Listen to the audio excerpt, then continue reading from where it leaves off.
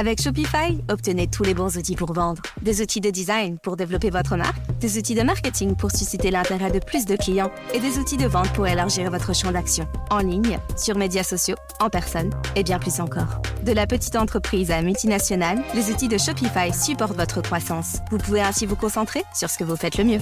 Inscrivez-vous à une période d'essai à €1 par mois sur shopify.fr/audio. Rendez-vous sur shopify.fr/audio pour faire passer votre marque au niveau supérieur dès aujourd'hui.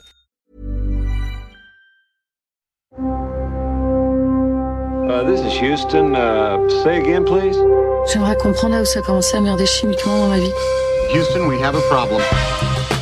Nous sommes de retour pour jouer un mauvais tour. I think it's nice that we share the same sky. You are gonna miss that plane. C'est de toute beauté. Camille, c'est pour dire des conneries pareilles, ça vaut mieux que tu fermes ta gueule, hein. Nascosta sotto il bla bla bla bla bla. Je suis juste fou d'amour, c'est complètement con. Life moves pretty fast. You don't stop and look around once in a while, you could miss it. Oh, hi Mark. J'ai le temps. Je t'en prie. Dévore. It's a conspiracy, man. Hasta la vista, baby. Et comme je dis toujours, quand c'est long, c'est trop long. Mais où est-ce qu'il est? Mais où est-ce qu'il est, ce con de Perchman? Il fait chaud, la France croule sous la canicule, mais nous, vaillants cinéphiles, nous tenons le front puisque nous sommes en effectif réduit. Et oui, vous l'aurez peut-être reconnu, je ne suis pas Elisabeth. Elisabeth qui est allée se dorer la pilule globalement au bord du lac d'Annecy. Mais voilà, nous sommes là, fidèles auditeurs et auditrices, pour vous dire quoi aller voir au cinéma, pour vous entasser avec des inconnus dans des salles obscures et profiter de la climatisation. Mais qui dit chaleur dit aussi sécheresse au vu du programme que nous traitons aujourd'hui, puisqu'on a quand même un peu fait des efforts pour vous trouver des films intéressants. Ne vous inquiétez pas, il y en aura pour tout le monde. Il y a Toy Story 5 pour les enfants, il y a The Giacomo pour les influenceurs et il y a Noise pour les amateurs de cinéma coréen. Notre focus du jour est consacré au mockumentary, ce genre tout à fait particulier qui mélange fiction et documentaire. Et comme nous ne sommes pas filmés, eh bien Laurent a décidé de nous faire une démonstration d'arts martiaux pour sa carte blanche. Il fallait être là pour le voir, mais en tout cas, on s'en fout, on fait de la radio, on parle vite, je sais pas, je dis n'importe quoi, il fait 45 degrés, la perche est dans le cadre, action! On est en effet en effectif super réduit. Tu m'as presque imité quand moi je fais des intros. Ça. Ouais. Mais c'est-à-dire que j'avais un texte écrit et je le vois flou parce que j'ai trop de transpiration. Donc voilà, bon on est en effectif très réduit puisqu'on a aujourd'hui Laurent. Bonjour Laurent. Bonjour. On a Rita. Bonjour Rita. Bonjour. Et Antoine. Bonjour Antoine. Bonjour. On est en effet pas filmé puisqu'il n'y a personne pour nous filmer. En même temps, c'est un peu mieux parce qu'on est vraiment très suintant. Et, là, on n'est pas beau aujourd'hui. On n'est pas au reflet. Mais Laurent est en short. Et je pense que la vidéo a une odeur. Mais en tout cas, avant toute chose, on passe au courrier des perchés qui ont quand même continué à aller au cinéma et qui nous ont écrit. Merveilleux jour que le dimanche. C'est pour moi le plus beau de la semaine. Pourquoi cela, me plaît? Parce qu'il n'y a pas de courrier le dimanche. Laurent, que nous ont écrit nos fidèles perchés. Je rappelle que vous pouvez vous abonner sur toutes les plateformes de streaming et de podcast. Et n'hésitez pas à nous laisser un petit commentaire sympathique ou une petite bonne note, 5 étoiles, c'est toujours sympa. Il y a une personne sur Apple qui nous a mis 2, ce que je trouve quand même... Je trouve ça pas cool. Je trouve que c'est 2, c'est ouais, cool. À la rigueur, tu mets 1, quoi. Ouais, voilà, mais le 2, il est un peu, je trouve... En fait, 2, c'est vraiment genre passable. Ouais, voilà, bon, bah, autant ne pas mettre de notes. Mais si c'est vous un 8 aimez... sur 20, quoi. C'est, c'est vraiment pas dingue. Mais du coup, que nous ont écrit les fidèles ça me rappellera perchés. mes notes à l'école, tu me diras. Ils nous ont écrit quand même pas mal de messages cette semaine, notamment pour beaucoup dire... de réactions autour de Backrooms surtout, et de Disclosure Day. Il y a eu les deux. Il y a eu les deux aussi, ouais, ok. Mais alors moi, je voulais plutôt commencer par parler de Jim Quinn, qui notamment, tu vois, pour dire du bien de Jim Quinn, montrer un intérêt sur Jim Quinn qui ont l'air d'avoir apprécié à peu près autant que nous, d'autant qu'ils ont l'air de l'avoir vu dans des salles pleines, parce que le film a l'air de bien marcher. Mais je confirme que Camélia, qui l'a vu, je crois, avant-hier, en salle 6 des Halles, m'a dit que c'était blindé. C'est une des plus grandes salles des Halles, donc disons, c'était par rapport à la révélation de Manon la semaine dernière que le film était diffusé dans une petite salle. Visiblement, le film a assez de bouche à oreille. On en parlera sur le box-office dans 5 minutes. Il a un bouche à oreille assez favorable pour se payer la salle 6 des Halles, quoi. Ouais, donc ça fait plaisir pour un film comme ça, un film d'animation français et tout, qui clairement bénéficie d'un bon buzz. On nous remercie aussi de notre critique sur Backrooms, qui aide un peu mieux à comprendre la jeunesse du projet, et donc de contextualiser le film un peu mieux. Même si l'auteur du message émet un peu les mêmes réserves que nous sur le scénario, il a quand même plutôt bien apprécié le film. Et on le remercie d'être d'accord avec nous, bravo à lui. On a notre chère Claudine, qui a l'air d'avoir beaucoup apprécié Widow's Bay, comme toi, Yuri, donc comme quoi tu as les mêmes goûts que Claudine, tant mieux. C'est une bonne nouvelle, ainsi qu'un autre auditeur qui répond à ta carte blanche, Yuri, qui dit, je le cite: c'est dingue à quel point ça arrive souvent que les execs voient un succès, veulent le répliquer, tirent toutes les mauvaises leçons et ça finit par un flop si gros que ça éteint la scène pendant des années.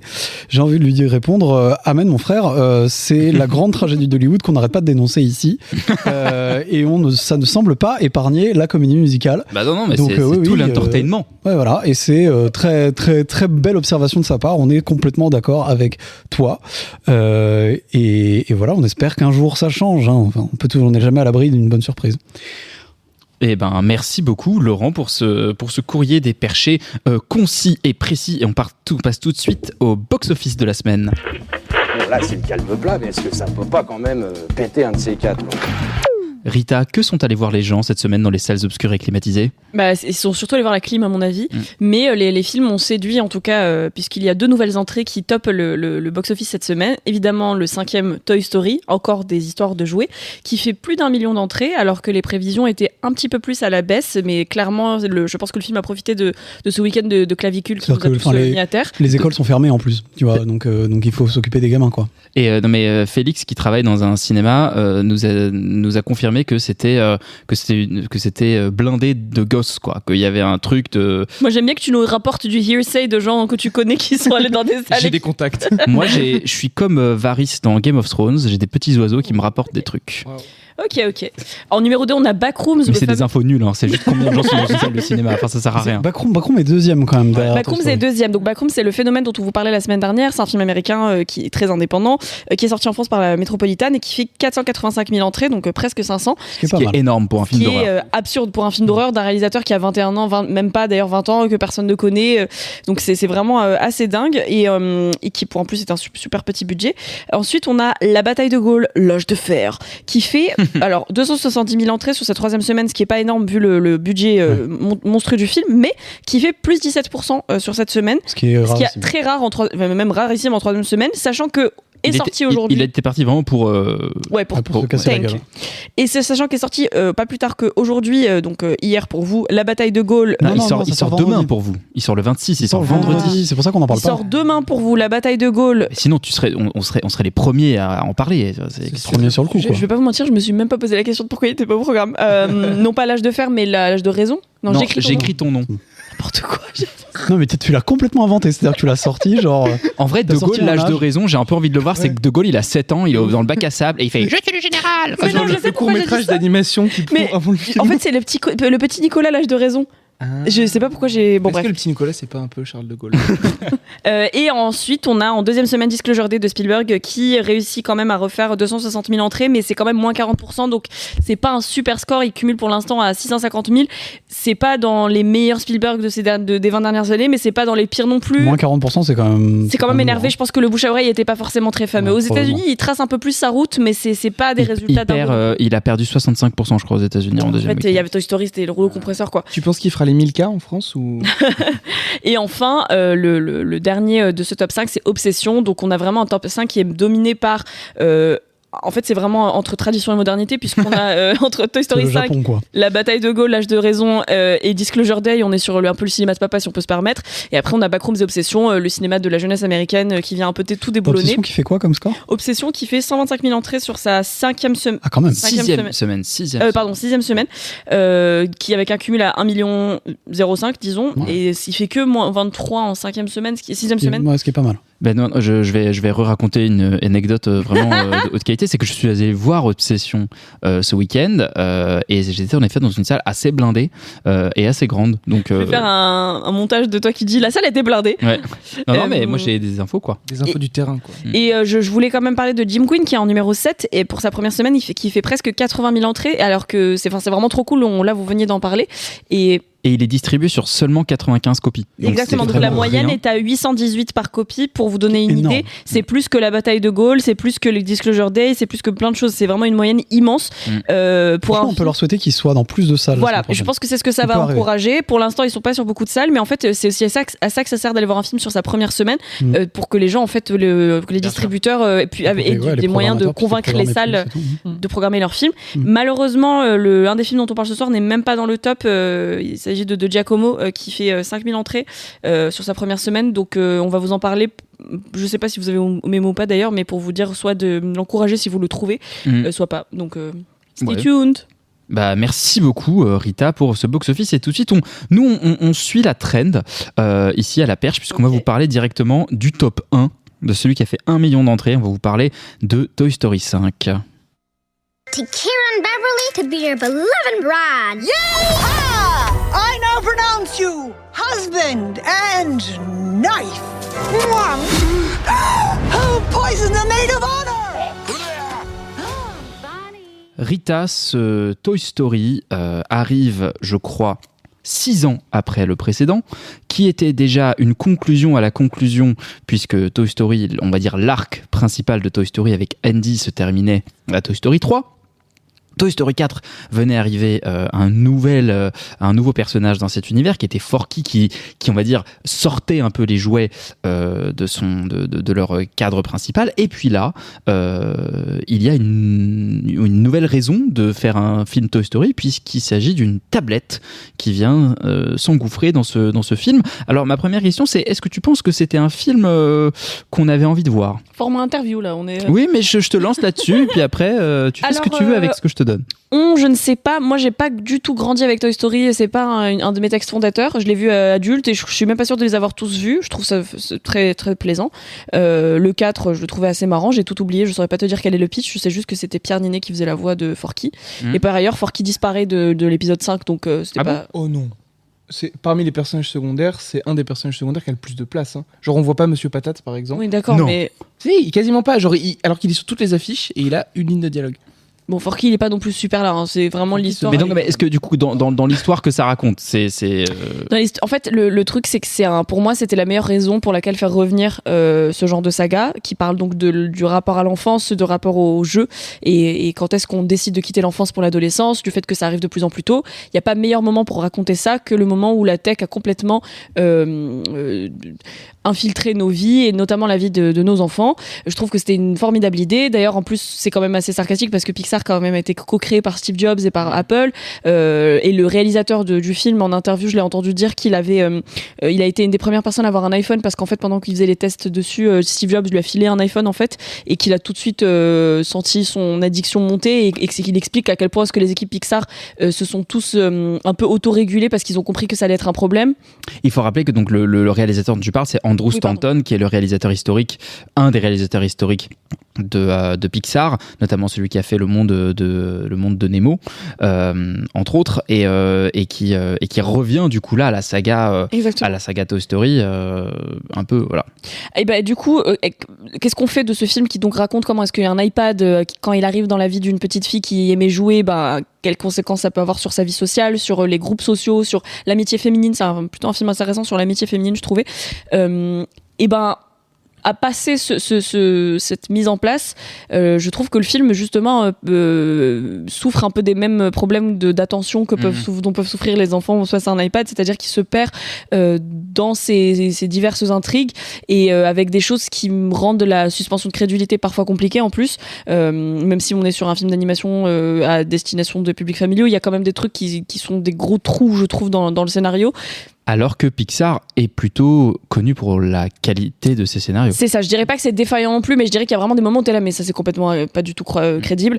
On a changé de personnages principaux, on n'est plus sur Andy, on est sur une nouvelle petite fille qui a donc récupéré les jouets d'Andy à la fin du 4, qui est toute poupette, voilà, et qui en fait aime trop jouer et s'inventer des histoires. Et d'ailleurs, les histoires, quand elle les invente, elles sont mises en scène dans le film avec un format d'animation différent qui est sublime, et qui rend vraiment hommage à qu'est-ce que c'est l'imagination et la créativité créativité qu'un enfant peut avoir à ce moment-là.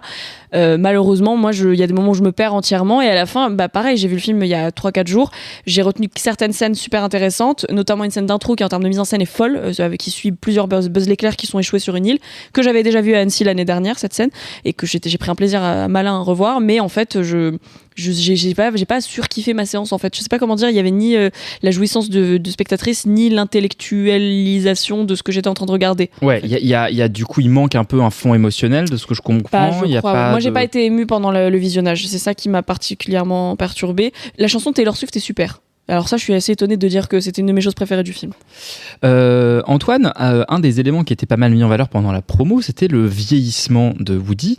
Est-ce que cette thématique, on va dire, de la désuétude des jouets, elle est présente dans le film ? Oui, elle l'est, et ça, pour le coup, c'est un des trucs qui est assez intéressant, c'est que le film commence tout de suite en étant très audacieux, justement sur ce point de vue-là. Et si le film est assez audacieux et très drôle par petites touches, dans l'ensemble, je suis un peu d'accord avec Rita, il est assez oubliable en fait. Donc déjà, effectivement, on peut revenir sur l'animation qui est magnifique et sur ces séquences un peu de rêve et même l'animation au global. Enfin, Toy Story, c'est un très très bon marqueur de quand tu prends les 5 films, de voir comment l'animation 3D a évolué et s'est améliorée au fil des années. Mais quelque part, c'est presque une impasse critique chez Pixar parce que c'est tellement des machines de guerre là-dessus en fait, quoi qu'ils fassent, c'est bien fait. En fait, la barre est hyper haute de ce qu'on attend d'envers. Exactement. Et du coup, c'est vrai qu'en fait, c'est pas forcément quelque chose que tu retiens du film, même si effectivement, tu vois le crin du cheval qui court au firmament, c'est magnifique. Mais bon, en fait, c'est pas quelque chose que tu retiens. Il y a certaines storylines qui, pour le coup, je trouve, marchent super bien, notamment justement la storyline des Buzz l'éclair qui, en fait, sont perdus dans une île déserte et qui, en fait, petit à petit dans le film, vont essayer de retrouver Buzz Commons, mais en fait, vont essayer surtout de retrouver, genre, quelqu'un et, en fait, vont prendre conscience de leur identité de jouet seulement au contact d'enfants. Et ça, pour le coup, je trouve ça assez intéressant, même si je trouve qu'une fois que cette storyline-là, on sait pas bien où elle va, elle est assez mystérieuse. Une fois qu'elle est intégrée à l'arche principale, en fait, on l'oublie un peu, c'est plus trop inintéressant. Et en fait, je trouve que surtout, le film a du mal avec son audace, c'est-à-dire qu'au bout de 20 minutes, on a établi le fait que la menace, ça allait être les écrans.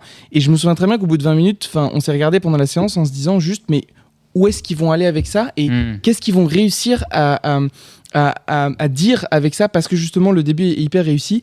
Et en fait, je trouve que un peu comme dans un autre Pixar qui est sorti il y a quelques mois qui était Jumpers, Pixar arrive très bien à pointer du doigt le problème et à le mettre en image, mais s'embourbe complètement quand il s'agit de réfléchir aux solutions à apporter. Parce qu'en fait, là, le grand méchant du film, on sait pas trop si c'est cette tablette-là qui finalement, en fait, on se rend compte qu'elle est pas un vrai méchant parce qu'elle a un bon fond. En fait, ce qu'elle fait, c'est pour le bien de l'enfant, c'est pour le bien de Bonnie, mais en fait, elle sait pas trop s'y prendre parce que elle est un peu maladroite. Est-ce que le grand méchant, c'est les 3 fausses amies de Bonnie qui, en fait, sont vraiment des mean girls et sont pas gentilles avec elle, mais qui, en fait, elles aussi sont tombées un peu contre elle dans cette addiction aux écrans? Ou est-ce que le grand méchant, c'est le capitalisme? Mais ça, en fait, Pixar peut pas trop le dire parce que... C'était déjà le même problème sur leur précédent film Hoppers ou Jumpers en français, où ils faisaient un peu une fin de finalement on se serre tous la main. L'écologie et la bétonisation, ça peut aller main dans la main tant qu'on prend notre chemin qui casse pas la gueule au castor, quoi. Exactement. Bah là, c'est la même chose. Même là, à la fin, c'est globalement si tu fais ta mise à jour et qu'on se respecte et qu'on met des time, des trucs, des limitations d'écran, de temps d'écran, ça va aller. Et à la fin, exactement, en fait, la tablette Lillipad est intégrée dans l'ensemble des jouets en disant, après avoir passé genre 30 minutes à dire genre c'est l'ennemi, c'est le diable, c'est ce qui va pousser les jouets dehors, sans qu'il y ait fondamentalement de changement, cet objet devient juste un jouet parmi tant d'autres et tout va bien, en fait, les jouets sont sauvés.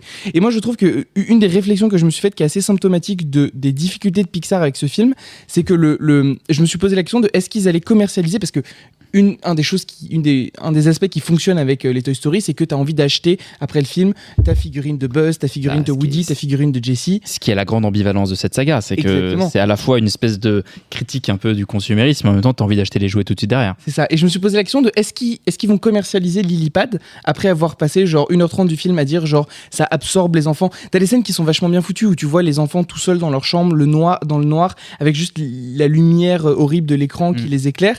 Et donc il y a une espèce de dupe un peu VTech où juste tu peux cliquer dessus qui est un peu relou, je pense, si t'offres ça à un enfant. Et surtout ils vendent une coque d'iPad et tu vois vraiment genre l'iPad que tu peux intégrer dedans. Au début je me suis dit peut-être que c'est genre un truc pour les Disney adultes, non pas du tout. Les pubs sont vraiment genre à destination des enfants où tu vois vraiment les gosses avec les iPads en train de jouer dans le jardin et genre la catchphrase de la pub c'est turn screen time into fun time et je me dis mais changer le temps d'écran en temps de fun. Merci Rita. Mais je me dis mais quel parent après avoir vu ce film se dit je vais offrir à mon gamin pour son iPad la coque du grand méchant du film que je viens de voir. Je trouve que c'est vraiment genre c'est un peu un exemple de dystopique et des enchevêtrements dans lequel oui, avec un V, dans lequel tu es empêtré par contre. Dans lequel je me suis empêtré et dans lequel Pixar s'empêtre avec ce film. Et à titre d'exemple, du manque d'audace effectivement dont tu parlais Antoine, c'est grâce aux écrans, ils montrent des séquences où tu as des gens qui sont tellement obnubilés par les écrans qui font plus attention à rien autour d'eux et en fait de ce fait les jouets qui quand même le principe de base de Toy Story c'est que les jouets ils peuvent pas montrer quand ils sont les jouets ils peuvent pas montrer quand ils sont en train d'être vivants ouais. Et du coup il y a des moments dans ce film où les gens sont tellement concentrés sur les écrans qu'ils font pas gaffe et les jouets n'en profitent pas c'est pas utilisé en fait dans la mise en scène et dans l'histoire alors que après 5 films tu peux peut-être remettre en question ce truc là. Qu'est-ce qui se passe si un enfant les voit par exemple et ça a jamais été questionné ça a jamais été questionné de la saga de Toy Story et là non plus donc c'est un peu dommage de pas utiliser ce 5e film où ils ont l'espace de le faire pour mettre un peu en risque leurs habitudes dedans quoi. Ok, donc on est quand même sur un avis mitigé un peu. Mais après c'est fun pour emmener les gosses. Ouais, c'est ça, tu passes pas un mauvais moment mais oui dans l'ensemble c'est. Bon et franchement allez voir Toy Story si vous avez des enfants ou si encore un enfant sommeille en vous. Qui sait, nous on change un peu radicalement de registre puisque nous allons passer à la comédie de Baptiste Drapeau avec Xavier Lacaille dans laquelle il joue un faux influenceur qui s'appelle The Giacomo dont on écoute un extrait de la bande-annonce. Frérot, faut que tu commences ton film avec cette scène. Là vous allez voir ma vie d'influenceur et vous allez voir l'histoire elle est incroyable. Ça va aller assez vite, donc essayez de pas trop cligner des yeux. Oula! Je me présente, je m'appelle Giacomo. Mon objectif, c'est les 1040. Je dois annoncer aux gens qui nous écoutent que je réalise et que je présente en même temps ce qui peut-être rend cette émission un peu plus chaotique que d'habitude. Non, c'est la canicule. Pour atteindre 1 million de followers, Giacomo ne reculera devant rien. De Amiens à Dubaï, l'ascension vertigineuse d'un influenceur prêt à franchir toutes les limites pour faire exploser le buzz. Point.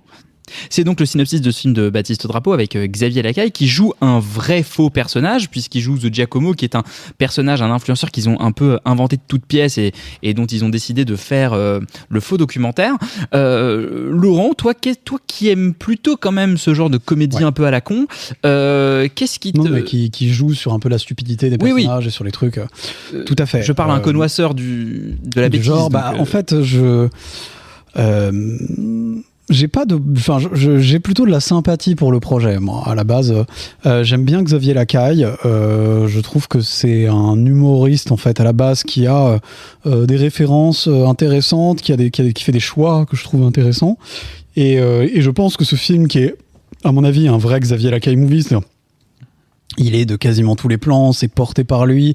Pour lui, il fait vivre ce personnage, il l'incarne extrêmement bien et c'est très difficile parce que c'est quand même un personnage giga con. C'est-à-dire que c'est vraiment assez surréaliste d'imaginer que des types puissent être aussi cons, mais lui, il le fait vraiment bien et c'est toujours crédible. Et c'est pas facile parce qu'il y a vraiment des moments scandaleux.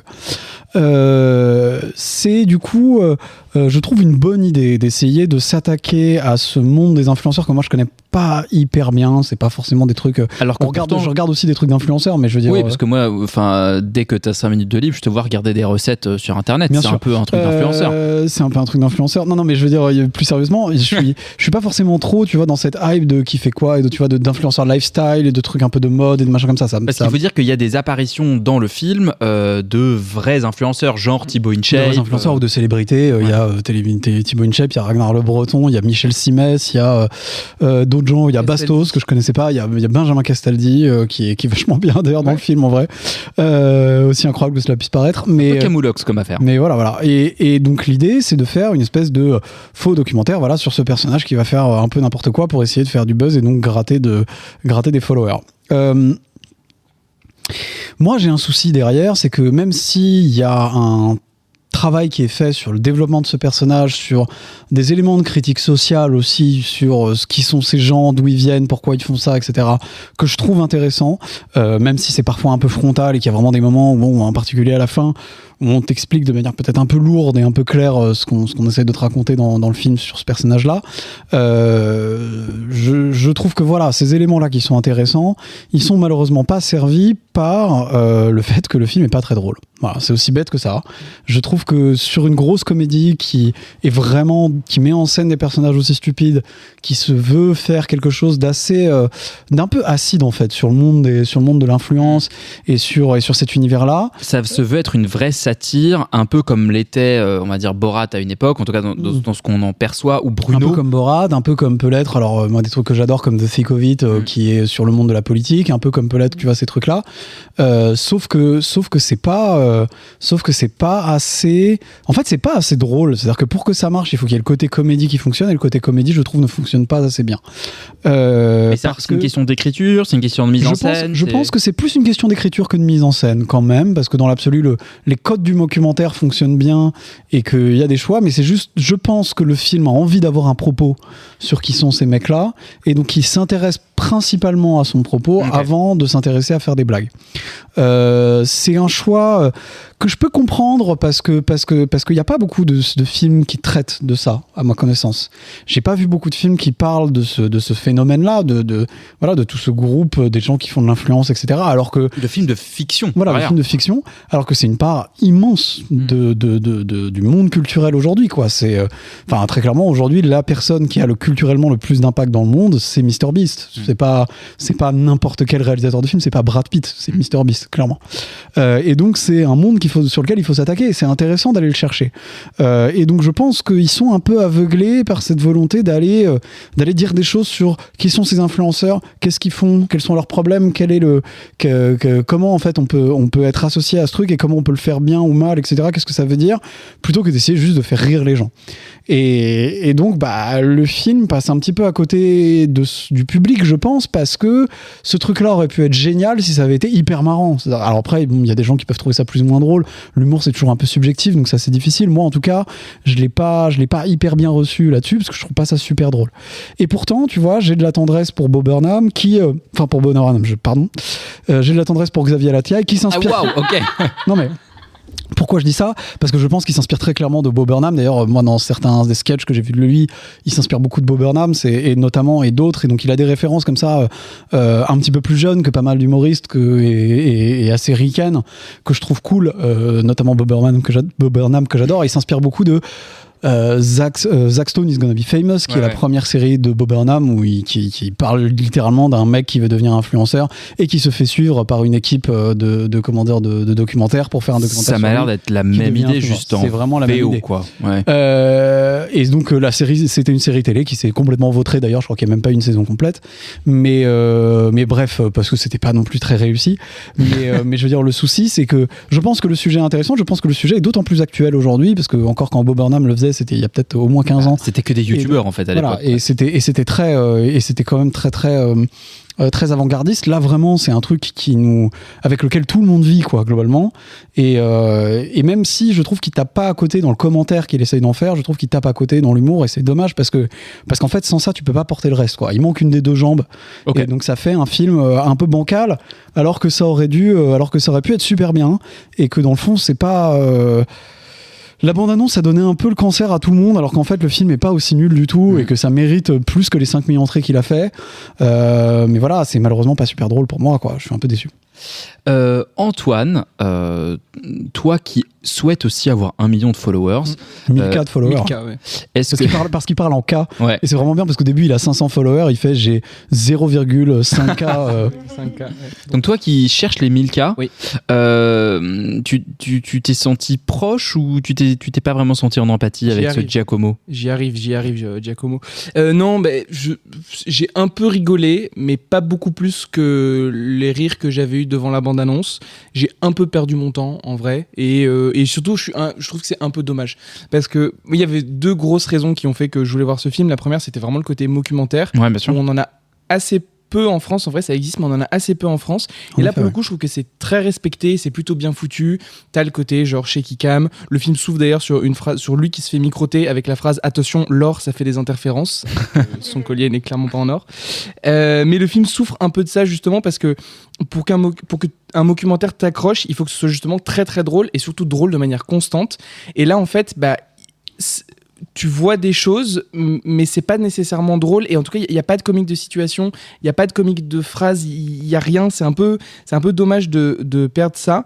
Et surtout, du coup, en fait, ça fait qu'on s'ennuie sur les 1h34 parce que c'est quand même relativement long. 1h34. Il y a quelques bonnes scènes, je trouve un peu dur. Il y a quelques bonnes scènes, il y a des bons moments quand même. Quelle proportion du film, tu dirais, a été improvisée, a été jouée en direct, a été... Assez peu. Mais je pense assez peu. À part quelques scènes dans la rue, je pense que tu as des scènes... En fait, le film joue justement sur ce côté-là, c'est-à-dire qu'à un moment, il fait un accident de voiture, il se fait arrêter par des flics. Ça, je pense que c'est pas vrai. Non, c'est 100%, je veux pas croire que ce serait au début, tu te compliqué. poses un peu la question de dire... Est-ce que c'est vrai ? Est-ce que c'est vrai ? Et au moment où il commence à les insulter et genre à les filmer, là tu sais que t'es dans la fiction. Mais ça pour le coup, c'est, je trouve le côté un peu réussi de manière formelle du documentaire où vraiment genre il a respecté et coché les cases du documentaire et ça marche plutôt bien. Et la deuxième raison qui a fait que j'ai voulu aller voir ce film, et ça pour moi c'est la grosse réussite du film, c'est Giacomo en lui-même, le personnage, c'est Xavier Lacaille qui effectivement... Giacomo quand même qui s'écrit avec 2 C, ce qui est vraiment absurde parce que ça devrait se dire Giacomo. Ce qui est vraiment genre... c'est vrai. Oui, après on découvre à la fin du film, attention c'est un spoil, qu'il s'appelle en vérité Michael. Voilà.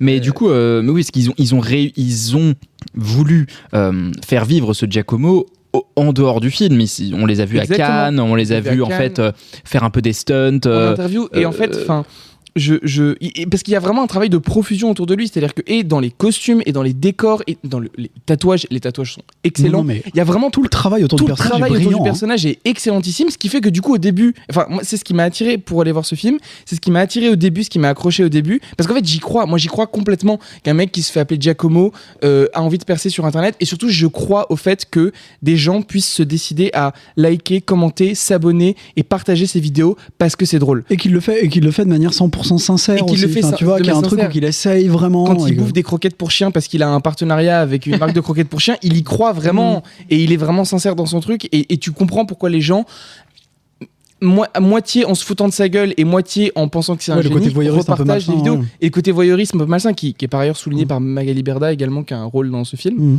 Donc oui, voilà, je trouve que tout fonctionne, les guests aussi fonctionnent, sont très drôles. Michel Simès est excellent. Il y a des vannes sur Michel Simès qui sont vraiment et lui-même, il a des regards caméra qui sont exceptionnels, vraiment.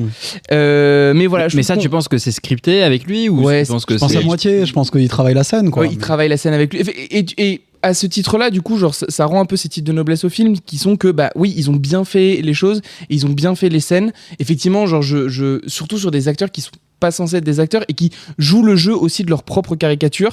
Michel Simès par exemple, ou Ragnar Le Breton. Ragnar Le Breton. Castaldi pareil, Benjamin Castaldi qui joue le côté genre je suis complètement désargenté, je vis dans un appart de merde.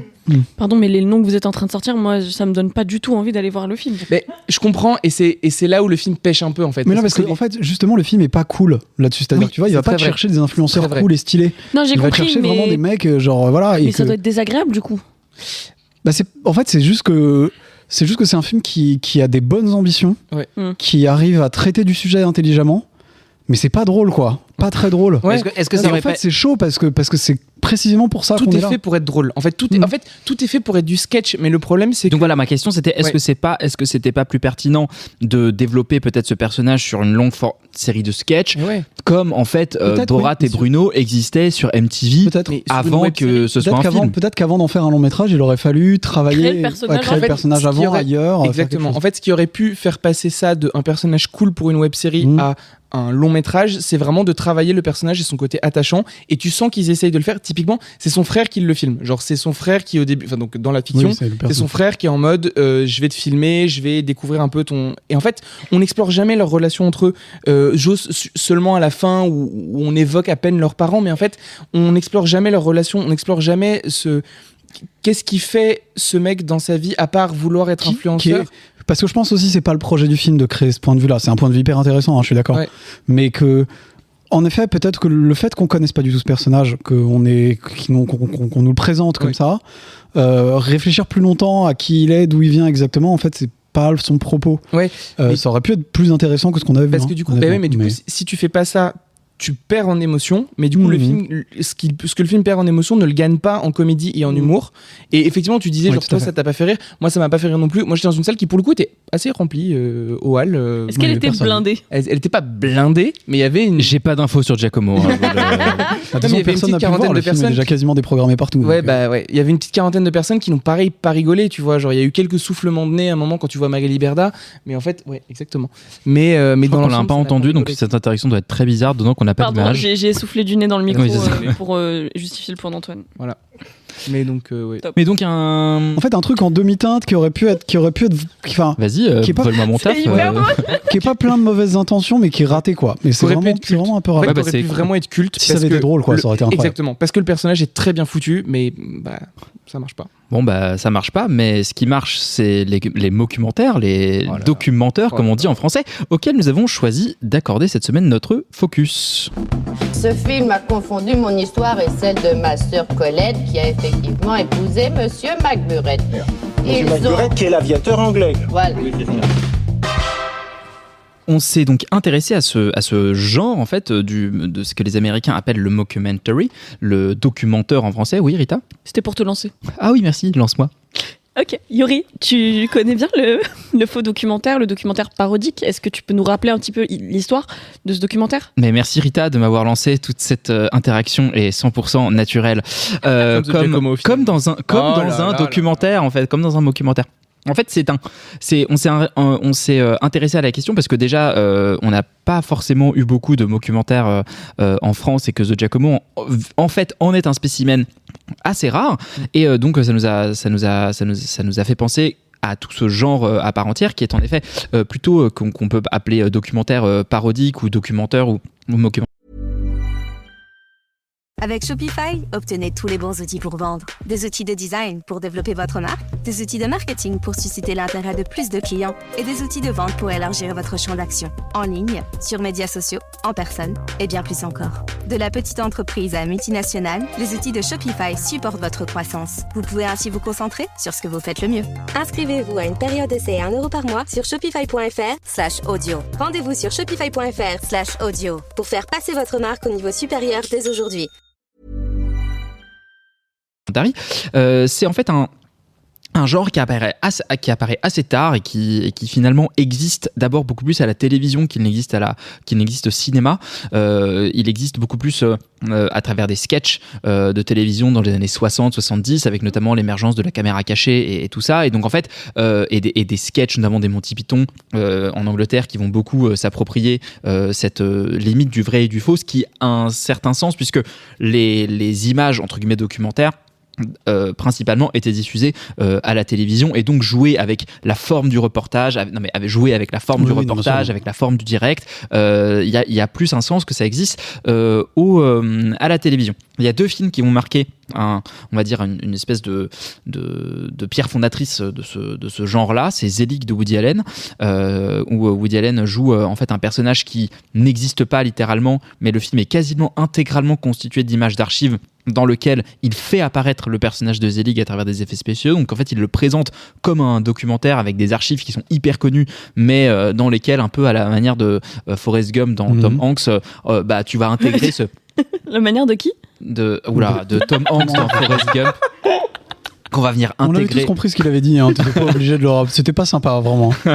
de Tom Hanks dans Forrest Gump, qu'on va venir intégrer il fait 45 degrés, qu'on va venir intégrer à des archives connues et existantes. Par exemple, il rencontre Kennedy. En fait, tout ça, c'est déjà dans Zelig, qui est un des premiers films à pouvoir être catégorisé intégralement comme un documentaire, et le film, on va dire celui qui pose les bases absolues, même aujourd'hui je trouve, dont les films se revendiquent encore, c'est Spinal Tap de Rob Reiner. Laurent, est-ce que tu veux nous dire quelques mots de Spinal Tap de Rob Reiner ? Spinal Tap, c'est vraiment le génie, quoi. C'est-à-dire que c'est ce qui est fou, c'est que c'est un film de 1984. Il faut se dire que c'est la période ce qu'on appelle le hair metal aux États-Unis, donc c'est-à-dire des mecs qui font du métal avec des jeans avec des pantalons peau de de serpent proches du corps et des très très longs cheveux et qui font idéal des trucs en temps de canicule. Et qui font voilà exactement et qui font des trucs absolument ridicules qui étaient déjà quand même un peu over the top avec énormément de scénographie et des solos de guitare extrêmement longs et très complexes. Et il y a en fait une déconstruction du mythe justement de ces rockers et de leur figure de virtuose, d'artistes, etc. Extrêmement drôle, extrêmement fine. Et justement, ils ont travaillé très très loin le truc. C'est-à-dire que Spinal Tap a fait des tournées mondiales parce que les mecs qui sont des Anglais, en gros, ont créé le groupe pour le film. Je crois qu'il y en a qui ont même appris à jouer pour le film. Et donc ils ont tourné dans le monde entier en tant que Spinal Tap autour de ce faux documentaire sur ce groupe qui n'existe pas et qui a été créé pour ce truc. Enfin, l'histoire est folle en fait. Et c'est à l'époque extrêmement précurseur. Donc ce qui induit un peu les premiers piliers qu'on pourrait identifier de ce genre-là, c'est que c'est quand même souvent de la comédie. On y reviendra dans pas longtemps. Il y a une notion de savoir que les images sont filmées. C'est-à-dire que même si tout est écrit comme dans par exemple Spinal Tap où les scènes sont à moitié improvisées comme dans Borat, en tout cas il y a une notion que l'équipe de tournage fait partie du dispositif de narration et que nous en tant que spectateurs on s'amuse à deviner qu'est-ce qui est vrai, qu'est-ce qui est faux. Mais du coup, Rita, je me tourne vers toi puisque tu m'as lancé sur le terme de documentaire parodique. Est-ce que c'est forcément de la comédie quand on parle d'un mockumentary ? En fait, les limites entre qu'est-ce qu'un mockumentary, et le mot est vraiment trop fort en anglais pour ne pas l'utiliser parce que donc ça vient de mock documentary. Mock, ça veut pas dire se moquer, ça veut dire... Mais je trouve que documentaire, c'est pas mal. C'est vrai que en fait documentaire induit que ça peut être documentaire en français aussi hein. Oui, mais on dit pas un mock, par exemple un mock exam, c'est un examen, c'est un examen blanc, c'est pas un faux examen. Voilà. Mais donc ce que je veux dire par là, c'est que mockumentary en anglais induit la comédie en fait, parce qu'il y a une notion de parodie effectivement, tandis qu'en français le documentaire, documentaire ça peut être quelque chose qui est utilisé pour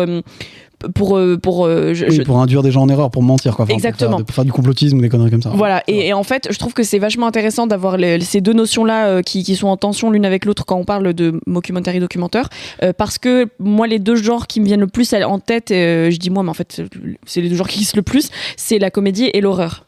Et la comédie d'horreur. Mais parce qu'il y a aussi une parenté assez évidente avec le found footage qui est en effet exactement.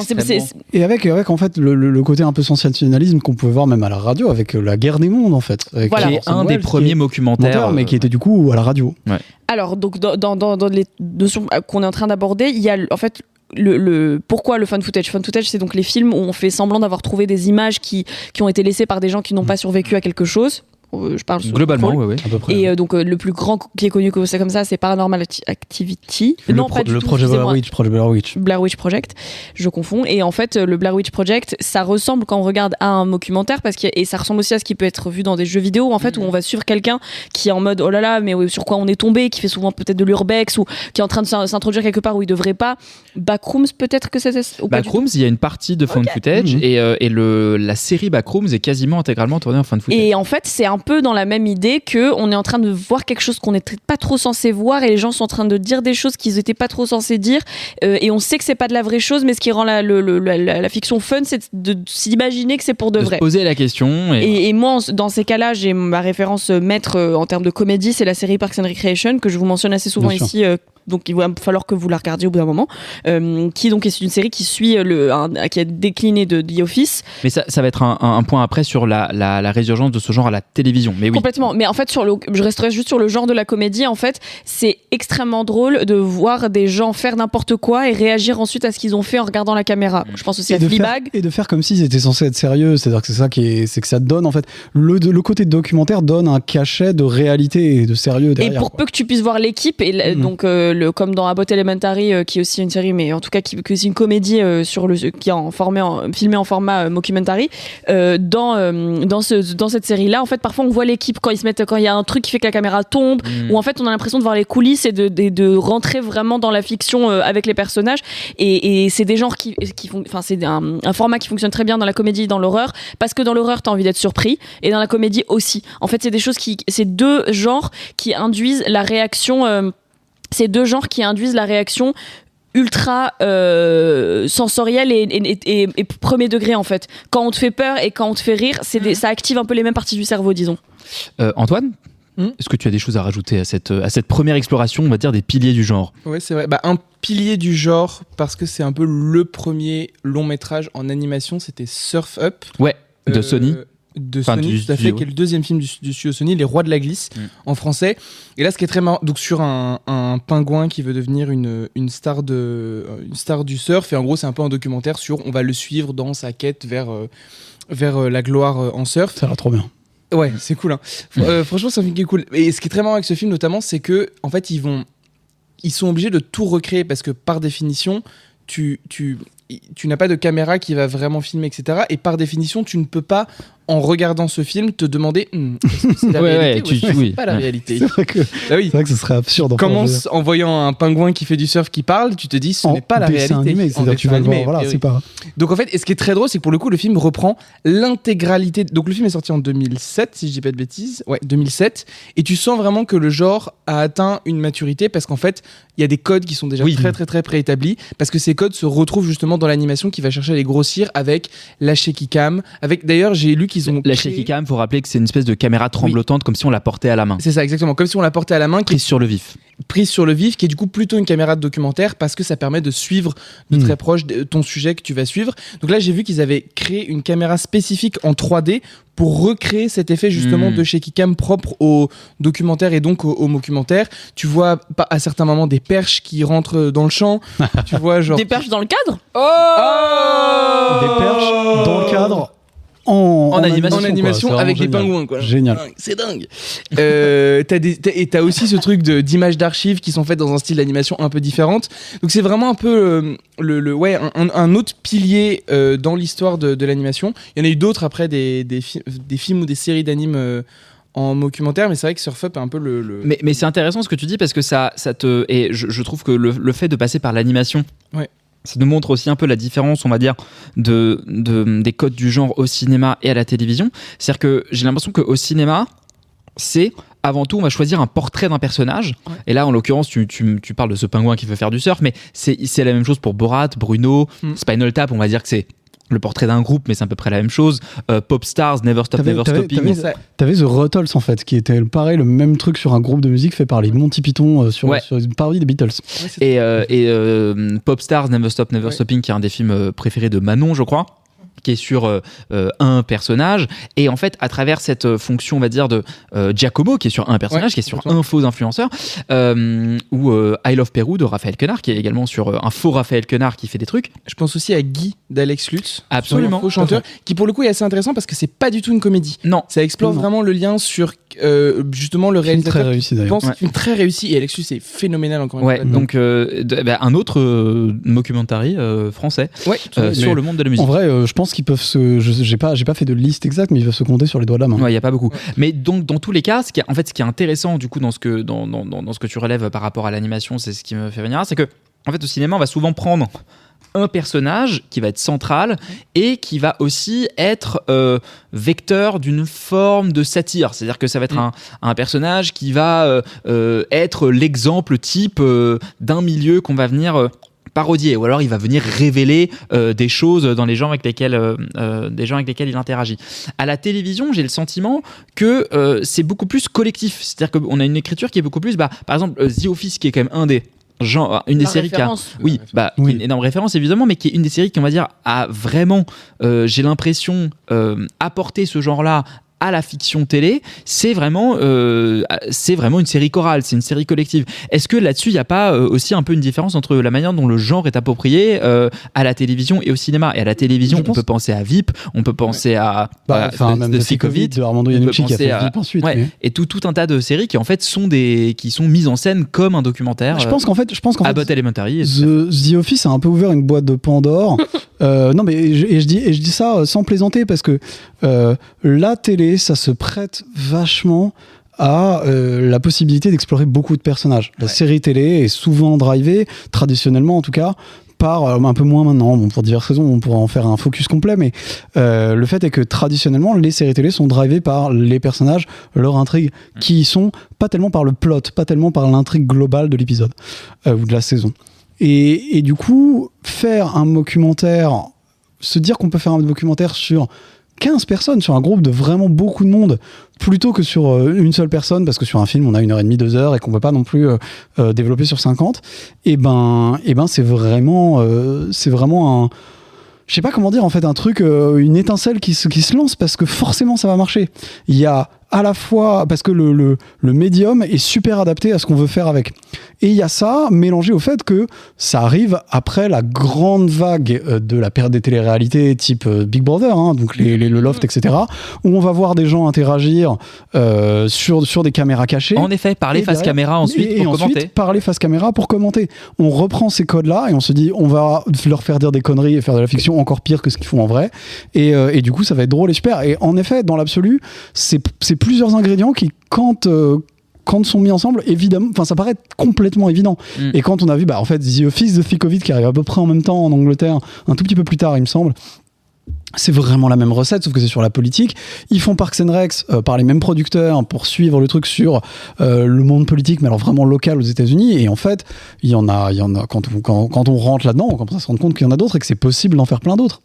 Mais en même temps, c'est vraiment un catalyseur de conneries. Enfin, en fait, pour moi, ça me rappelle quand tu regardes des documentaires de. Le mot qui me vient, c'est Louis C.K., pas du tout. L'anglais qui fait les documentaires. Ricky Gervais. Non, Louis Theroux. Louis Theroux, merci beaucoup. De Louis Theroux, notamment, où en fait, sa technique, c'est de laisser parler les gens et attendre qu'ils disent des conneries, et il dit rien jusqu'à ce qu'ils disent des conneries, et en fait, tu vois sa réaction à lui, presque face caméra. Je trouve que les mockumentaries invoquent le même truc dans le cerveau et dans les émotions que ce genre de moment de documentaire où tu peux pas croire que la personne a vraiment fait ça. Et c'est d'autant plus kiffant quand tu sais qu'il y aura pas de conséquences sur la réalité puisque c'est de la fiction. Et que typiquement, à titre très personnel, moi je peux pas avec la télé-réalité parce que quand je sais que c'est des vrais gens, ça me terrorise. Et quand je le vois dans Parks and Recreation, je suis... Et ouais, bon, enfin c'est que la télé-réalité c'est pas complètement... Enfin, c'est beaucoup plus scripté qu'on l'imagine. Non, bien sûr, mais derrière il y a quand même des gens qui vont rentrer chez eux le soir et dormir et sur les réseaux sociaux voir les réactions des gens. Alors que Parks and Recreation, quand je vois les gens faire n'importe quoi, je trouve que ça libère aussi de se dire que c'est entièrement inventé, mais que quand tu le regardes, ton cerveau ne fait pas la différence. Quand tu le regardes, t'es en mode mais ils sont débiles, n'importe quoi, et c'est génial. Il y a une catégorie encore un peu à part de documentaries, c'est les mockumentaries sur les vrais gens qui jouent leur propre rôle, qui dévient un peu de la réalité. Et il y en a un qui est un peu aussi... C'est assez rare quand même, ça. C'est assez rare, mais en fait un des premiers documentaires également à la fin des années 70, il s'appelle Real Life avec Albert Brooks qui raconte en fait une version fictionnalisée de sa propre vie. Ça a aussi beaucoup infusé dans la télévision avec Seinfeld, Louis, Curb Your Enthusiasm, en fait toutes les séries. Foresti, Jardin. En fait toutes les séries. Non mais en fait toutes les séries qui sont plus ou moins tournés comme des documentaires. Là, je pense qu'on s'éloigne un peu en effet parce que Seinfeld, c'est quand même du registre bien sûr, c'est plus de la fiction, mais en tout cas de cet ordre-là. Mais il y a eu par exemple le film de Casey Affleck sur Joaquin Phoenix, en fait qui avait poussé le truc tellement loin de dire mais en fait Joaquin Phoenix il arrête le cinéma, il arrête le cinéma, il va faire du rap, et tout ça n'était finalement que un stunt planifié dans l'objectif de faire ce film. Et je parlais du film de Raphaël Quenard tout à l'heure, I Love Peru. Moi, c'est un film que je trouve pas bon du tout et très raté, et notamment c'est un très bon exemple, je trouve, de pourquoi. Qu'est-ce qui fait aussi une bonne base, on va dire, de mockumentary, c'est que le point de départ de I Love Peru, c'est globalement Raphaël Quenard qui est dans le creux de sa carrière et que personne veut bosser avec lui, du coup il part au Pérou.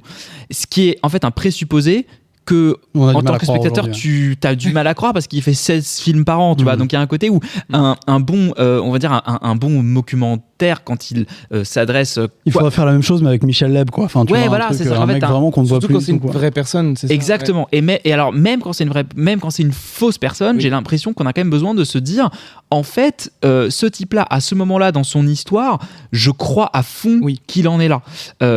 Et de la même manière pour qu'ensuite en fait finalement tout ça en découle. Et c'est peut-être le problème avec Giacomo de ce que tu disais, de ce que vous disiez, c'est que le personnage n'est pas vraiment ancré. Tu vois pas où il en est dans sa vie au-delà du fait qu'il veuille. Il est complètement complètement désincarné. 1000K followers. Il est un peu sorti de son contexte. 1000K. Il est un peu, ouais. Il est un peu sorti de son contexte. Mais je pense aussi qu'il y a eu. Et tu parles de Isle of Peru, j'ai un film que j'ai pas vu, donc je vais pas en dire du bien ou du mal, mais il y a un. Pourtant, ça t'a jamais arrêté. Ça n'a jamais arrêté de dire du mal des trucs.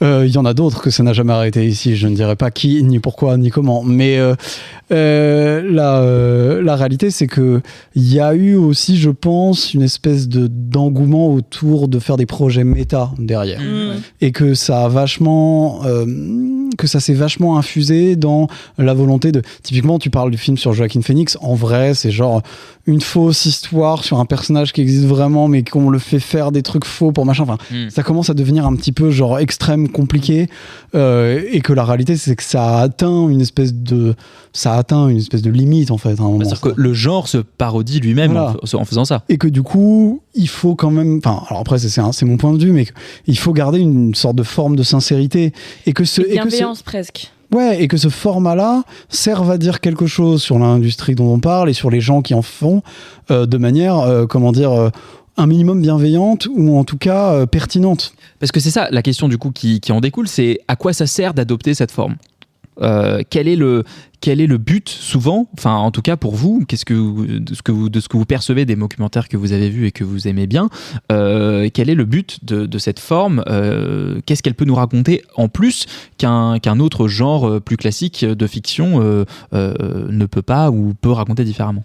J'ai un peu l'impression qu'il y a vraiment cette quête de pousser le réel, de pousser la frontière entre réel et fiction le plus possible. Et je suis tombé sur un exemple, un des premiers documentaires d'Europe de l'Est, date de 88 en République tchèque, qui s'appelle Oil Gobblers, qui pourrait un peu genre les dindons du pétrole, un truc comme ça. C'est genre le titre le plus Europe de l'Est que tu aurais pu imaginer. Tu sors des refs d'une obscurité. Ouais, alors, je suis tombé sur le. C'est un peu un moyen métrage. Je pense que c'était en fait, tu marchais dans la rue, tu te dis tiens, ce film. Si je regardais en République tchèque en 88. Si je regardais des documentaires tchécoslovaques. Et en fait, donc j'ai trouvé le film sur YouTube sans sous-titres, donc je ne suis pas tout à fait sûr de ce qu'il raconte. Je sais même pas de quoi. J'adore. Non, mais si, parce que j'ai lu après sur le film. En fait, le film raconte des scientifiques qui s'approchent d'une espèce de nappe de pétrole avec une caméra et en fait se rendent compte qu'avec les fumées toxiques du pétrole, il y a en fait des espèces de créatures qui vivent à l'intérieur et qui se nourrissent du pétrole, qui sont donc les oil gobblers. Et donc ils ont vraiment créé des espèces, je sais pas si c'était des animatroniques ou des effets spéciaux, mais vraiment des créatures. Et en fait, le film, en étant diffusé à la télévision, a pendant plusieurs jours, voire plusieurs semaines, semé la confusion de gens de dire est-ce que c'est vrai qu'il y a des dindons de pétrole qui existent dans les nappes phréatiques, comme la guerre des mondes à l'époque. Comme la guerre des mondes. En fait, ce que tu veux dire, c'est qu'à la base, je pense qu'en effet, il y a une volonté de faire des canulars. Et qu'en fait, de faire des canulars et de se dire. Mais c'est l'exemple que je donnais de la télévision. C'est ça, de où est-ce que je peux pousser la limite entre réel et fiction. Et en fait, ce genre d'exemple ou ce genre de film peut te dire que si tu respectes des codes qui sont déjà si tu respectes des codes du documentaire qui sont un peu par définition le récit du réel. Mais ce que tu dis encore est hyper pertinent dans le fait que si tu non seulement les codes du documentaire, mais les codes des images que nous percevons comme vraies. Oui. C'est-à-dire que si tu respectes les codes des images que toi, en tant que spectateur, tu as l'habitude de prendre pour argent comptant comme étant une réalité. D'autant plus quand c'est présenté par des scientifiques qui disent probablement en tchèque des choses très pertinentes. En vrai, il y a des dindons. Non, mais c'est très vrai parce que je me souviens que quand il y avait l'avènement des podcasts en vidéo, donc qui ne sont pas des documentaires, bien que parfois on dirait, il y a le nôtre des gens, en est un, très clairement. Il y a eu des gens qui ont commencé à se faire avoir parce qu'il y avait des personnes filmées en verticale, en fait, comme s'ils répondaient à une question alors qu'en fait ils sont tout seuls dans leur studio et qui avaient la tenue genre en costard très sérieux, très, très pro, et qui parlaient de trucs qui disaient complètement n'importe quoi, et les gens se faisaient avoir, enfin se font toujours avoir à mon avis sur ce genre de choses, et pour moi ça rentre dans en fait le documentaire est amené à presque devenir un genre d'anomalie dans le monde dans lequel on se dirige, de la post-vérité. Non mais en vrai je suis très sincère quand je dis ça. Ça se rejoint beaucoup et le côté méta joue là-dedans. C'est ça, parce que qu'est-ce qui est vrai finalement? Après c'était aussi waouh, Platon sort de ce corps. Même 1896, l'arrivée d'un train en gare de La Ciotat, c'est aussi ça le cinéma de base, c'est de se dire je te montre des images que parce que tu n'as pas l'habitude de les voir dans ce médium et dans ce format, tu vas les prendre pour vrai, et quand le train arrive dans la gare, les gens sortent de la salle parce qu'ils pensent que le train va leur foncer dessus. C'est un peu ça avec le documentaire. Mais alors je suis pas rentré dans le... ça tire en tout cas sur la même corde, et donc c'est pour ça que c'est aussi efficace à mon avis. Moi je suis pas allé jusque là dans mon point historique. Je ne serais pas sorti de la salle si tu avais vu le film en première scène. Déjà moi j'aurais vu que c'est un faux train et que voilà, on n'a jamais marché sur la lune. En 1888, comme tout le monde, t'aurais planté des patates et t'aurais fermé ta gueule. En Russie, ouais. Je serais probablement mort avec mon borsch congelé. Donc je disais quoi? Non, mais on est vraiment fatigué. Hein. Je suis pas allé jusque là pour le point historique, mais en fait même les films des Frères Lumière étaient un peu déjà pas des faux documentaires, mais c'était des images qui avaient vocation à montrer le réel, mais qui étaient en réalité très très mises en scène. Ouais. C'est-à-dire que même la sortie de l'usine, etc., c'est des images qui déjà étaient mises en scène par les Frères Lumière, alors de manière qui s'appelait pas encore de la mise en scène et qui n'était pas vraiment voué, enfin qui n'était pas destiné à tromper le spectateur, mais il y a toujours cette relation étrange et qui est inhérente à l'image filmée, qui est que est-ce que ce qu'on voit filmer est vrai, ouais. Et si on veut pousser le vice encore plus loin, le fait qu'aujourd'hui il n'y ait plus de support physique à l'image et que ce soit plus de la pellicule et du numérique implique une relation à la chose filmée qui est encore plus distanciée, parce qu'en fait finalement tout ce qu'on peut créer, et a fortiori avec l'IA où tu peux juste inventer des images ex nihilo, les créer à partir de rien, tu te poses la question, alors qu'avant il y avait quand même ce truc de si ça a été filmé, ça a été imprimé sur une pellicule, donc c'est probablement vrai, donc les dindons d'huile là, de pétrole ont une potentielle réalité si on me le montre à la télévision. Parce que normalement, quand tu filmes, il y a un truc de matérialité. Je pense qu'il y a le truc du rapport à la chose qui existe même physiquement, en fait, qu'on peut toucher, qui est en train de disparaître, quoi. Et la dernière question qu'on pourrait se poser, c'est pourquoi ce genre finalement est assez peu présent dans le cinéma français. Parce qu'on est cynique.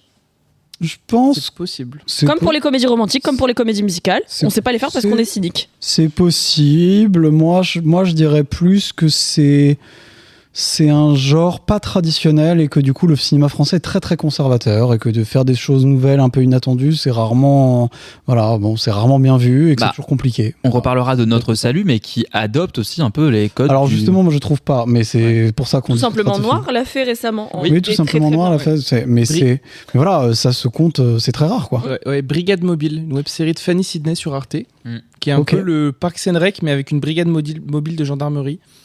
Oh, wow. C'est très marrant. C'est très mignon. Fanny Sidney qui joue le rôle principal de 10%. Ouais. Et qui pour le coup est en vrai un des rares exemples aussi de comédie de bureau en série, en documentaire en France, qui pour le coup se compte sur les doigts peut-être d'une seule main.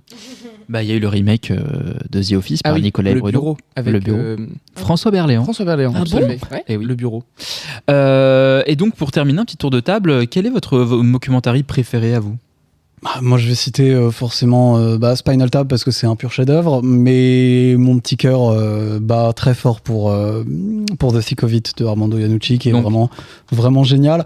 Et le pendant, si vous voulez pas vous lancer dans une série, parce que ça peut être un peu lourd, vous pouvez regarder In the Loop, qui est un film qui est vraiment très inspiré de la série, que je trouve vraiment super. Si vous aimez In the Loop, regardez The Thick of It, c'est encore mieux. Antoine. Moi, je pense. Je vais quand même aller vers Parks and Recreation, Parks and Rec, qui est quand même qui prend une place énorme dans mon cœur, parce que les personnages sont exceptionnels, parce que l'ambiance est exceptionnelle. Mais un film qu'on n'a pas cité, c'est Marcel the Shell. Ce que j'allais dire. Oh non, je pense que c'était un autre si tu veux. La série. Non mais dis c'est quoi Marcel the Shell? Oui, là le mec dit ah non, allez. On peut reparler Marcel the Shell, qui est du coup sur un petit coquillage qui vit chez des gens, et qui à la base en fait est un court-métrage tourné complètement sur internet, sur un petit coquillage en stop motion qui vit et qui se pose des questions sur l'univers. Le titre en français, c'est Marcel le coquillage avec ses chaussures. Avec ses chaussures, tout à fait. De Jean Fleischer Camp et Jenny Slate. Exactement. Et après 2 ou 3 courts-métrages, il me semble, sur Internet. Ils en ont fait un long-métrage sur finalement des questions universelles, etc. Mais c'est très marrant parce qu'effectivement, c'est un documentaire, mais à taille toute petit, parce qu'il est tout petit, c'est un coquillage. Il est très mignon. Et qui lui en plus mélange aussi 2 régimes d'image, qui est donc l'image, on va dire, documentaire live action et la stop motion. Et la stop motion. En adoptant d'ailleurs tout un tas de techniques pour faire en sorte que les mouvements de caméra puissent être répliqués en animation. Enfin, c'est un vrai travail d'orfèvre. C'est assez fou. Rita. Et ben moi, j'en ai 2 assez rigolos. J'ai le récent Theater Camp qui s'appelle Répétition Générale en français. Qui est un super documentaire. Un exceptionnel film de Molly Gordon et Nick Lieberman qui est disponible sur Disney+. Et, attention, A Hard Day's Night des Beatles. Qui est techniquement un documentaire. Il y a pas pour moi la présence d'une équipe qui filme. Parce qu'ils font quand même un peu les oseux, ils regardent la caméra et en fait c'est un faux.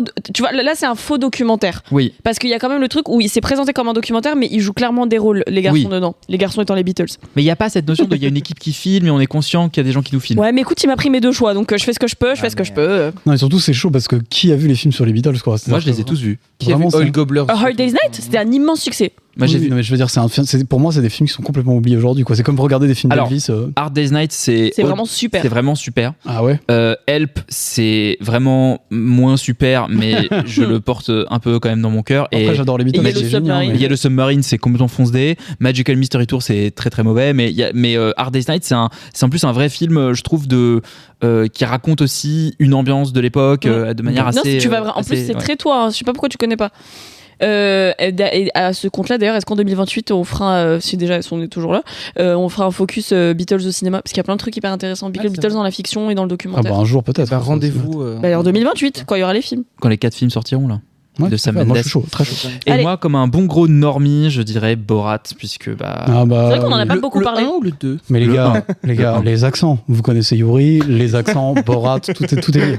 Et si vous n'avez jamais vu la série de Sacha Baron Cohen qui s'appelle Who is America, faut s'accrocher parce que vous voyez des gens quand même extrêmement énés, racistes. Et des gens très puissants parfois de faire des trucs vraiment scandaleux. Voilà, donc ça ne te donne pas foi en l'humanité, mais il y a des moments, on va dire, d'hallucination complète où il est devant O.J. Simpson et il joue un créateur de mode italien qui essaye d'expliquer à sa copine top modèle qui est O.J. Simpson et elle ne sait pas qui c'est, et donc il mime devant O.J. Simpson qui est O.J. Simpson, et O.J. Simpson qui voit le truc. C'est vraiment ce genre de vanne. Tu viens de me convaincre en une situation. C'est vraiment. Sacha Baron Cohen est trop violent. C'est un vrai niveau de hardcore, mais en tout cas, moi j'ai trouvé ça passionnant. Ce qui est peut-être un peu moins passionnant, c'est le film qui va suivre, mais restez quand même pour nous écouter. Il s'agit de Noise. 저 아랫집 사는 사람인데요. 밤에는 좀 조용히 해주시면 어떨까 싶어서요. 그 입을 다 찢어버리기 전에요.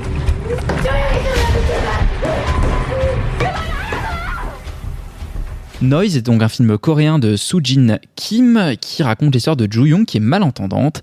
Elle découvre que sa sœur a mystérieusement disparu de son appartement. Et en cherchant des réponses, elle se heurte à des voisins terrifiés, obsédés par le silence et une atmosphère de plus en plus oppressante. La nuit, des bruits inexpliqués résonnent dans l'immeuble déserté, éveillant une présence invisible. Ce qu'elle croyait être une simple disparition devient une plongée terrifiante dans un cauchemar hanté par le silence. Laurent, qu'est-ce que tu as pensé de ce petit film d'horreur coréen qui arrive sur nos écrans? Quand même, faut souligner le courage du distributeur de sortir un film comme ça. C'est une surprise en fait, moi, ce film, parce que déjà c'est un premier film. Le mec, c'est un premier film coréen qui a très bien marché en Corée quand même, et qui du coup fait que ça sort chez nous. La question qu'on peut se poser, c'est pourquoi, et je dois vous avouer que j'ai pas de très bonne réponse à vous donner. Parce que c'est un film quand même assez faiblard pour diverses raisons. Déjà parce que c'est pas très bien construit, c'est pas très bien écrit. C'est-à-dire qu'au début, il se passe quasiment 30 minutes où c'est tout le temps la même chose, où on a compris en fait les enjeux, les personnages et ce qui se passait. Donc c'est une très très longue mise en place qui devient quand même très vite très ennuyeuse. Et puis ensuite, on a des espèces de moments d'horreur un peu gratos dans un univers en fait qui n'a pas beaucoup de sens, où on essaye de te rajouter des trucs où en fait il y a du fantastique puis en fait non, et puis il y a des gens qui deviennent fous et d'autres machins, mais sauf qu'il y a quand même des fantômes et des trucs. Et tout ça est assez difficile à suivre et franchement à la fois ni très intéressant, ni très bien pensé, ni très cohérent. Et donc ce qui fait que ça reste un truc d'un intérêt, on va dire un peu limité. Ils essayent de... On sent en fait que le film a des idées de mise en scène, certaines qui sont intéressantes, notamment autour du fait que le personnage principal soit sourd et que justement. C'est dommage parce que je trouve que c'est pas du tout assez exploité. C'est pas assez exploité, mais tu sens qu'il a des idées et qu'il arrive à en faire des trucs. Et et du coup ça rend le truc assez intéressant à certains moments. Mais qu'en dehors de ces quelques petites pépites, on se dit ah ouais ça c'est malin, ah cool il a fait ça, ah c'est cool, ah c'est bien vu, assez bien pensé. Tout le reste est quand même assez pâteau et pas très solide en dehors de quelques moments de jumpscare où on essaye de créer de l'horreur de manière un peu artificielle et des trucs comme ça. Je trouve que c'est un film, j'ai un peu de mal à comprendre ce qu'il fait chez nous, c'est quand même un peu faible. J'ai un peu de mal à capter le délire de pourquoi ça a cartonné autant en Corée. Peut-être parce que, je sais pas, ils ont un truc avec le bruit dans les copropriétés, enfin je comprends pas trop. Parce qu'il y a un vrai truc comme ça. Parce qu'il y a un vrai tout un délire où les gens en font des caisses sur le fait qu'il y a des gens qui font du bruit. Je t'avoue que j'ai un peu de mal à croire à ça, j'ai un peu de mal à suivre ça. Peut-être que c'est un délire de coréen qui me parle pas du tout. Toi tu mets du death metal. Parce que moi je saute partout, enfin j'en ai rien à foutre. Je traite mes voisins comme de la merde. T'as un groupe WhatsApp de copropriété Il est hors de question que je m'inscrive là-dedans. Alors, plutôt nous on a le groupe WhatsApp de notre copropriété et c'est une folie. Mais vous êtes même pas propriétaire. Oui, mais je sais pas pourquoi on nous a mis dessus. Et les messages, les gens sont fous et ils se détestent tous. En tout cas, je suis très content de cette digression. Il faudrait faire un documentaire sur les groupes de propos. Tu rigoles, mais on en parlera après, mais c'était une de mes idées parce qu'on a vécu un problème de bruit dans une copropriété où personne ne savait d'où il venait et où je suis devenue zinziflex. Et après, je me suis dit, ça serait trop cool de faire un documentaire sur cette situation. Si vous nous écoutez, commentez bruit et on vous dit. On vous envoie le scénario. En tout cas, c'est une belle critique de Noise de la part de Rita. Et du coup, voilà. C'est toujours est-il que moi j'ai trouvé ça quand même très très faible et j'ai un peu de mal à comprendre l'intérêt de ce truc. Donc, allez voir d'autres films d'horreur coréens mieux, quoi, pas ça. Écoutez, je suis assez d'accord avec. Je serais quand même un peu. Ça reste un premier film. Oui, voilà. Et moi, j'ai. En fait, le problème du film étant pour moi son scénario que. C'est pas que je l'ai trouvé pas assez travaillé. En fait, j'ai rien compris, globalement, à elle, sa sœur, pourquoi elle a disparu, elle revient, elle repart, qui sont les autres personnages, pourquoi ils font ce qu'ils font. Il y a énormément de trucs, en fait, qui sont en effet hyper obscur et je pense qu'il nous empêche aussi de rentrer vraiment dans l'univers du film. Par contre, je trouve qu'il y a quelques moments d'ambiance que le mec réussit, notamment à un moment où il découvre que il y a un dépotoir de déchets illégal qui est dans la cave de l'immeuble. Et ils ouvrent le truc et t'as un plan qui dure, mais je sais pas, 15 secondes, qui te montre en fait l'étendue du merdier qu'il y a sous leur immeuble et tu dis, mais ça, c'est des petits moments comme ça où tout à fait, mais tout à fait. C'est un vrai truc qui te pose une ambiance, c'est un truc. Parce que c'est pas un si mauvais réal en fait. Il y a des trucs intéressants dedans. Et un truc hyper glauque, poisseux, pareil, le voisin qui en fait. À un moment vrille complètement, il fait n'importe quoi, mais la première interaction avec le voisin, alors que l'héroïne arrive dans l'appartement, qu'elle n'y a pas fait de bruit visiblement, et que le mec il sonne et qui dit arrêtez de faire du bruit s'il vous plaît, et il est hyper calme et elle essaie de se justifier, il fait en fait si vous faites pas de bruit je vous arrache la bouche et comme ça, et après tu sais il dit genre au revoir en se prosternant, il se casse, et il y a un truc très très inquiétant là-dedans que je trouve assez réussi quand même à certains moments du film. Après oui, malheureusement c'est quand même un peu brinque-ballant et maladroit, mais il y a quand même quelques moments dedans qui moi m'ont vraiment plutôt intéressé. Ouais, mais voilà, en dehors de ces quelques moments, je trouve que ça reste un film quand même assez léger, quoi. Oui, t'as raison. Pour un premier film, peut-être qu'on peut laisser passer ça, peut-être qu'un jour il fera des meilleurs films, mais là vraiment c'est... En tout cas, c'est intéressant que ce film-là sorte chez nous. Dans tous les cas, il fait 30 000 degrés, donc si vous voulez aller voir Noise de Si Jung Kim, eh bien, vous pouvez le faire. Il est en salle encore cette semaine. Et au moins, vous serez au frais, c'est déjà pas si mal. Et voilà. Et nous, on va passer donc à la dernière partie de ce programme. Et oui, c'est presque déjà terminé. Il s'agit de la carte blanche. J'ai réfléchi à ce que tu m'avais dit l'autre jour. J'ai passé la moitié de la nuit à y réfléchir. Et puis j'ai eu un flash. Laurent, cette semaine, tu t'es posé une question existentielle. Où sont passés les héros d'arts martiaux ? plus précisément les stars d'arts martiaux et on va parler plus précisément des stars martiaux asiatiques parce que la semaine dernière, du coup, je vous ai parlé d'un film qui s'appelait The Furious, qui est un film asiatique d'arts martiaux, qui est un genre qui se fait très rare en ce moment et qui avait la particularité d'être un Asian pudding, on va dire, où on a mis des tas de talents divers de divers coins de l'Asie pour sortir un film d'arts martiaux qui pourra potentiellement toucher les publics de chaque pays individuellement en raison de son cast. Le réalisateur est japonais, l'acteur principal est chinois, il y a 2 acteurs indonésiens, le lead féminin est thaïlandais, ce qui prouve qu'il n'y a plus vraiment en Asie de grandes stars d'arts martiaux capables de tenir à lui tout seul un film avec des ambitions internationales. Alors bien que les films d'arts martiaux se soient développés surtout à partir des années 70, c'est un genre qui est assez ancien dans le cinéma chinois, dont le premier représentant s'intitule L'incendie du monastère du Lotus Rouge, qui est un film en 18 ou 19 parties, les sources que j'ai trouvées divergent, et qui totalise 27 heures de films qui ont été produites entre 1928 et 1931. C'est considéré comme l'un des films les plus longs du monde, même s'il y a apparemment un débat sur savoir si c'est un seul long film en plusieurs parties ou une série de films, mais de toute façon peu importe, parce que la totalité du long métrage a été perdue, donc on ne peut même pas le regarder, mais ça me faisait rigoler de vous parler de cette bizarrerie. Donc ce serait le premier film d'arts martiaux, ou la première série de films d'arts martiaux en tout cas, et donc même si évidemment il y a eu d'autres films entre temps, des films de samouraï au Japon, etc., l'âge d'or du cinéma d'arts martiaux en Asie, ça reste évidemment les années 70 à 90 avec les productions hongkongaises de la Shaw Brothers ou de la Golden Harvest entre autres, et surtout les stars locales de ce type de cinéma qui vont devenir pour certaines des stars internationales. On peut penser évidemment à Bruce Lee, Jackie Chan, on pense à Sammo Hung qui est peut-être mon préféré et dont on reparlera plus longuement un jour avec plaisir, j'en suis sûr. On peut citer évidemment Yuen Biao qui est un peu moins connu, mais évidemment les plus connus dernièrement sont Jet Li, Donnie Yen, qui sont les grandes stars. Chow Yun-fat. Chow Yun-fat, elle qui est pas vraiment un artiste martial lui pour le coup, qu'on a vu dans certains films où il est vraiment très très doublé, mais la réalité c'est que c'est plutôt un acteur de comédie à la base. Et bien qu'il y ait eu plus récemment des pays du sud-est asiatique qui sont mis à faire des films d'arts martiaux et qui s'exportent, on a Ong Bak qui sont des films portés par Tony Jaa en Thaïlande, ou alors les The Raid qui sont des films indonésiens mais qui sont réalisés par un réalisateur gallois, Gareth Evans. Force est de constater que depuis une dizaine d'années, voire une vingtaine d'années, on voit presque plus de films d'arts martiaux, asiatiques en tout cas, et en tout cas, même s'il y en a qui sont produits là-bas, il y en a peu qui arrivent jusque chez nous, en dehors de quelques rares films avec Jackie Chan et Donnie Yen, qui ont quand même respectivement 72 et 63 ans, ce qui commence à être un peu un âge avancé pour enchaîner les cabrioles. Et manifestement, depuis Donnie Yen et Jet Li, qui ont quand même commencé leur carrière au début des années 80, l'Asie n'a pas produit de grandes stars de cinéma d'arts martiaux capables de porter ce type de cinéma à l'international. Bon, j'ai parlé évidemment de Tony Jaa, mais qui en fait n'a pas eu beaucoup de films et qui n'ont pas beaucoup de fait premier rôle. Et donc on peut s'interroger sur pourquoi et où sont passées ces stars asiatiques du cinéma d'arts martiaux. Et moi j'y vois principalement 3 raisons pour lesquelles elles ont un peu disparu.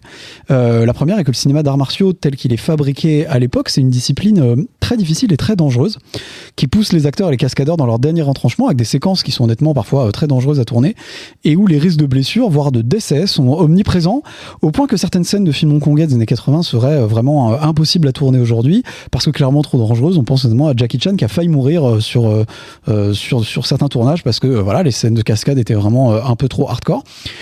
Les choses se sont un peu améliorées dans les années 90, mais réussir quand même à tenir un niveau de technique en arts martiaux pour pouvoir toujours repousser les limites du genre, ça reste un travail très exigeant qui demande beaucoup de préparation et donc un certain coût.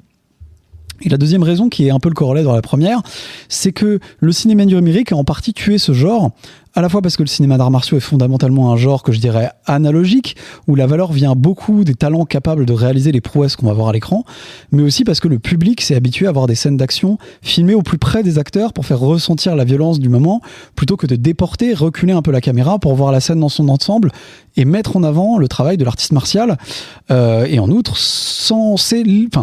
les effets numériques permettent à n'importe quel acteur de faire un peu n'importe quoi. Tu as cité Chow Yun-fat, un peu au mépris de toutes les lois de la physique, même parfois, et ça remet en cause l'intérêt fondamental du cinéma d'arts martiaux, qui est vraiment un cinéma de performance. Et la dernière raison, qui est peut-être la plus triste, elle est industrielle, parce que depuis la rétrocession de Hong Kong à la Chine, le gouvernement central n'a eu de cesse de reprendre en main, de manière parfois brutale, l'industrie du cinéma hongkongais, qui était un peu le véritable cœur de l'industrie du cinéma d'arts martiaux en Asie et même dans le monde. Et cette reprise en main par Pékin a détruit peu à peu le savoir-faire, le vivier de compétences et les talents qui permettent à ce genre d'exister et d'infuser dans le cinéma de la région et même du monde. Et aujourd'hui, il n'y a plus autant de réalisateurs, il n'y a plus autant de cascadeurs, même d'acteurs capables de tourner dans ce genre de film. Et l'industrie n'a pas réussi à produire plus de nouvelles stars capables de reprendre le flambeau de Donnie Yen et de Jackie Chan pour porter des films sur leur nom. Et le constat est donc malheureusement assez sombre pour ce genre de cinéma qui paraît un peu voué à tomber dans l'oubli. On peut espérer que la surabondance d'effets numériques commence à créer une fatigue au sein du public qui le pousserait à apprécier la performance proposée par ces films d'arts martiaux, mais nous n'en sommes malheureusement pas encore là. On peut néanmoins se consoler en regardant des vieux films, parce que c'est la magie du cinéma. Même si le moment est passé, il nous reste encore la possibilité de contempler les traces d'un art peut-être perdu à jamais, et d'en ressentir à nouveau les sensations qu'elles demeurent, elles, intactes. Oh mais c'est trop mignon. Mais du coup, regardez des films d'arts martiaux. Regardez des films d'arts martiaux, essayez d'en refaire. Ce serait vraiment super, encore plus de nouveaux quoi. Et partout à la maison, chez vous. Et la perche est dans le cadre, c'est terminé pour cette semaine. On vous retrouve la semaine prochaine pour une émission que j'espère être un peu moins chaotique, un tout petit peu plus professionnelle et avec quelques films assez alléchants qui nous attendent. Et sur ce, hydratez-vous et allez au cinéma.